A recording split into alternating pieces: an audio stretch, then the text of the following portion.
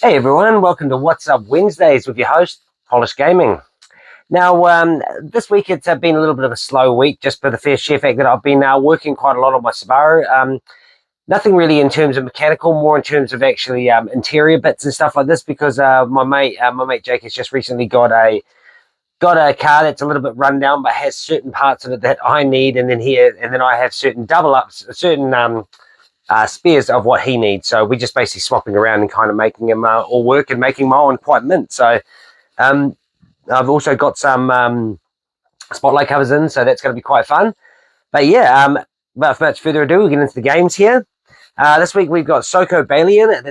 That's a 3,000 gamer score. The company that I was also thinking of last week and What's Up Wednesdays was AFIL. They're like East Asia Soft. They are basically a company that pretty much does very easy games. Some of them quite enjoyable. None of them like really bad, really terrible kind of construction on the games or anything, but they're actually quite fun. So Sokobalien is a 3,000 gamer score puzzle gamer, mainly another left, up, right, down kind of thing like that. Basically moving things accordingly until you put them in position and finish the level. So just another puzzle game there. Next one is Cat Pipes. This is 3,000 gamer score. This is another puzzle one, but this is like, there is a game years ago, but I used to play a game called Deflector on the Amiga, and it basically was, it had also a sick game, sick bass shave. Type in Deflector Amiga game music and hear the title for that game. It's got amazing bass line. Just amazing what they actually had in the FM stereo units and the Amigas. They just had crisp and amazing bit technology in terms of the way they, what is it, MIDI? I guess it's synthesized MIDI, or MIDI, I think it is.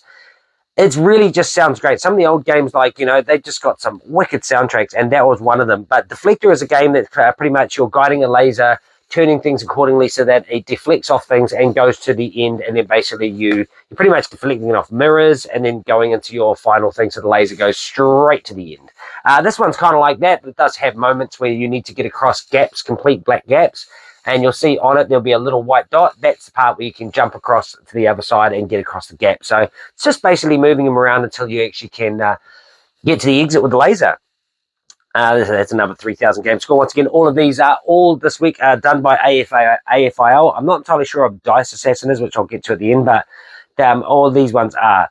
So next one here is Doctor's Cat. That's a 3,000 gamer score. This is a puzzle game, but instead of a puzzle like normal games, this one is Jigsaw. It's the first one that I've actually come across as a Jigsaw. It's got all of the parts all jumbled up. At first, I thought it was one of those ones where you have to slide them and you've only got one whole space. And oh my God, I hate those games because by the end of it, you're just like, you're so close and you got one out and it's up there, and those ones annoy you. But this one's basically just grabbing bits and putting them in areas, and it's all jumbled up at the start. It's relatively an easy game until you get to the hard mode where you kind of have to do it under 15 minutes. It's very touch and go because there are things that look exactly the same, but you really got to look into the finer details. Like there's a part on the first level where it's got a blue background, but if you look close enough, you'll see shadows, lines of shadows of kind of where the window frame's going in. So that can kind of, if you look at it, you'll be like, oh, look, that one's gone down, that one's gone down, but this one over here. So if you flip those around, bang, they're lined. So you just got to figure it out like that. But easy game, easy 3,000. Next one here is Storyblocks, The King. Now, this was a 3,000 game score puzzle game. This was actually quite a fun game. It's basically in a sense like, say you've got 10 blocks, and you got blocks like that, and you can flip them and rotate them. So you got a vertical and a horizontal. It's a two-piece block in a sense, like a square, two squares. So two squares next to each other making an oblong. You basically got to make your way along. So say it's over here and over here, but you got 15 blocks. You can't just go over there because you're only going to use maybe 5 blocks. So you got to go like that, and then get to the area while using all your blocks. There are very specific routes you take, different routes. You got to do 10 books to actually get all the achievements, but one of them is also becoming the king. They do say along the top, say they got an oblong here, an oblong there, an oblong there. You'll see one will be like a green tick. That storyline is done. So you go to that storyline, and then the next one will be like, oh, this storyline from here went to this storyline, and that's already done, but this one isn't from that storyline. So you just got to keep going along until you get to 10, and of course the king, which is basically, it's got a crown on it. You go along that storyline, and you'll become the king. Next one here is Dice Assassin. Now, this one I only just started. It does have 2,000 gamer score, but I haven't actually unlocked the tour. They started playing the second DLC for the DLC for it. So At the moment, I'm currently only at 685 out of 1,000. Just been a little bit busy this week. I'll explain in a second as to why. Well, actually, I've already explained in terms of my Subaru. Just been working on that a lot. September's a very busy area, busy time for children. There's a lot of children that were born in September. I mean, if you do the math on that, I'd say that's quite a New Year's thing. But yeah, it's pretty much, yeah, it's been a very busy. September's always busy for me. So yeah, I can only really play 685 game score, but I will get onto that after this video and give it a little bit of jam today because I do need to catch my achievements for the streak.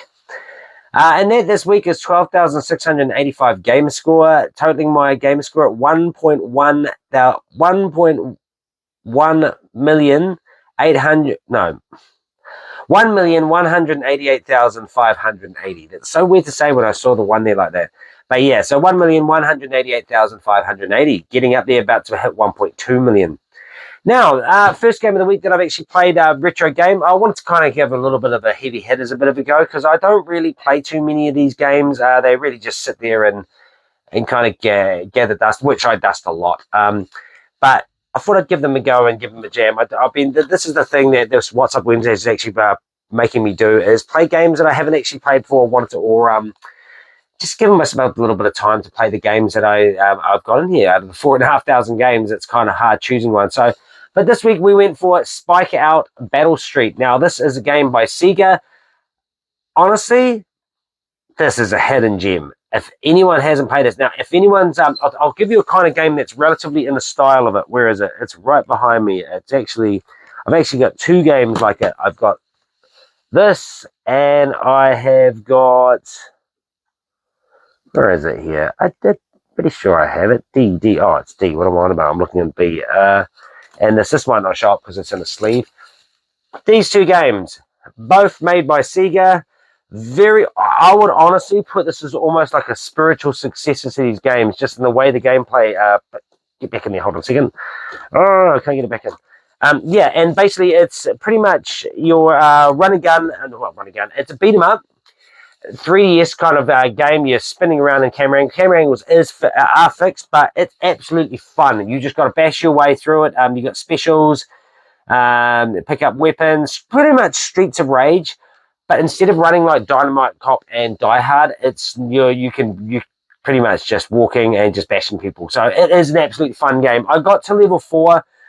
You've only got one life. Well, pretty much once your life is down, you are game over. There's no continue. So I didn't realize that, and I was kind of going a little bit nonchalantly, and yeah, and I kind of got caught up in the 4th level boss and just got smoked. It's because of the fact that you kind of got to pull them away and take out the other dudes before you actually get to the boss. So fun game. If anyone hasn't played this, well worth it. It is a bit expensive. This is over $150 game in terms of NTC. I think is over 200, but real fun game.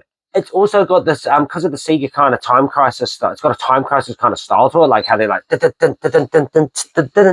action cam, it's like, here comes the boss, it goes, and like, it's got some real cool aspects to it. Play this game if you haven't played it, Xbox exclusive. I believe this is actually part of a series. I think it's part of the Battle Street series, or I remember reading about it that there are this is a spiritual successor to another game. So should have actually looked at that before I done the video. Now, next one here is Keio 2 Flying Squadron. This one here is not a cheap game. I paid $6.50 for this off NZ Retro. It's got a little sticker there. I mean, I'm happy because there's absolutely no blemishes on this thing. It is extremely pretty. Oh wow, CD comes. See, absolutely beautiful CD. No scratches on it whatsoever. Gameplay is mint.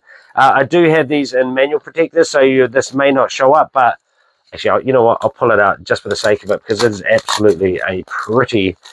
It's a very good. Oh, it's got a couple of dents from the staples, but not too bad. Let's have a look at the inside. Is it color? No, it's not color, but all the staples are good. Let's see, where is it? Staples are great. Yeah, this game is it is a bit of money. It is fair bit of money.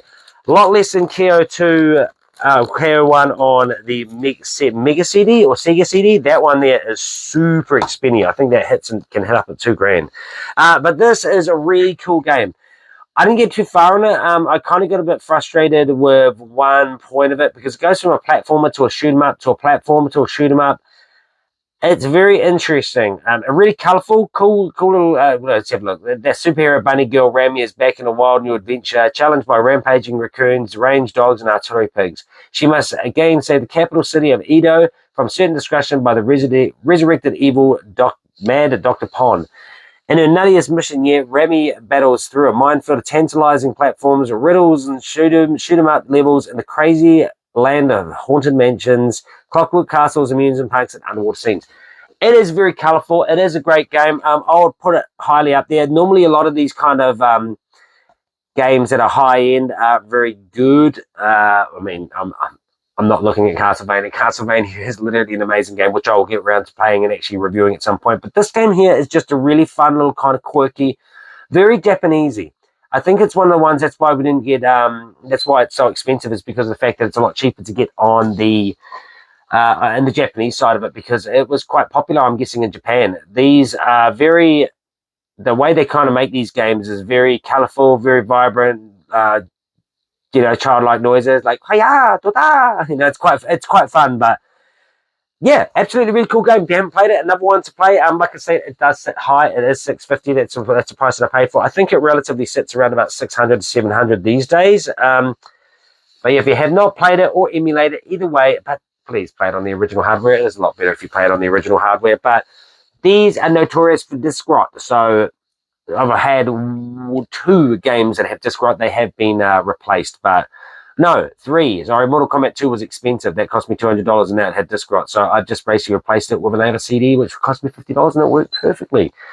But yeah, that's a really cool game. Highly recommend that one there. And yeah, that's pretty much me for this week. Oh yeah, it's also a JVC because it's got a really cool soundtrack to it. So I'm guessing that's where the music comes into play. They may have an FM chip in it or something like that. That makes it really cool. I would say that would be really cool for a CRT, but unfortunately I just have my LED. So I will be hoping to one day maybe find a 20 or a 14-inch or something, or 16, something like that, something small.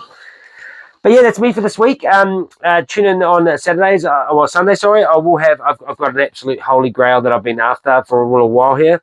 And also, I forgot to say, Sam Mudgway, the legend, I sent some items, I sent some CDs off to him because a couple of games I wanted skimmed from the bundle that I got from him. Just a couple that needed a little bit of a reskim. Just they worked perfectly, but they were just like, it bothered me how some of them were a little bit like fine scratches. So I sent them through, and that one there, basically they all came back. Out of them, one of them didn't work, which is FIFA 09. Who cares, right? It's FIFA 09 on the Xbox 360. That one there, you could clearly see a ring, but I got Ace Combat 6. I even sent off games that basically have come in bundles and they might not have, they didn't really work, or they might have been scratched up. But out of all the games, like I say, only FIFA 09 didn't work. Everything else worked a treat. So thanks, Sam Mudgway. Respect Retro Gaming. Everyone else, like I say, go have a look on his YouTube. He's got his YouTube back up and running. He's doing a nice little unboxing of Final Fantasy cards there.